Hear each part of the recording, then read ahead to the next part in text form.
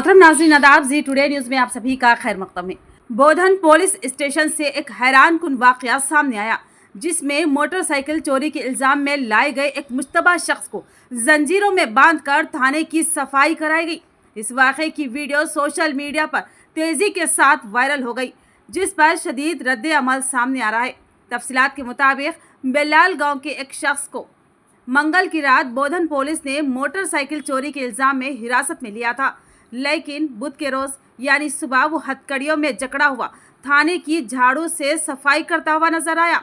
ये video viral होने के बाद जब पुलिस से वजाहत तलब की गई तो जीटीयू पर मौजूद हेड कांस्टेबल गंगाधर ने कहा कि मुलजिम ने फरार होने की कोशिश की थी, इसीलिए उसे जंजीरों में जकड़ दिया गया।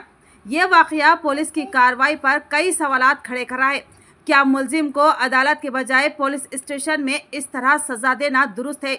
क्या ये बुनियादी इंसानी हुकूक की खिलाफ वर्जी नहीं? दूसरी तरफ इस मामले पर अवामी गुस्सा बढ़ रहा है और समाजी कारकुनान पुलिस के इस रवैये पर सख्त सवालात उठा रहे हैं।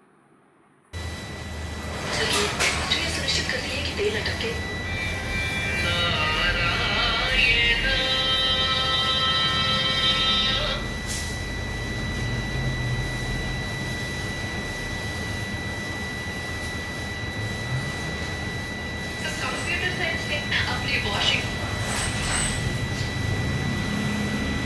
गांधी लोग से ये ले लो मटर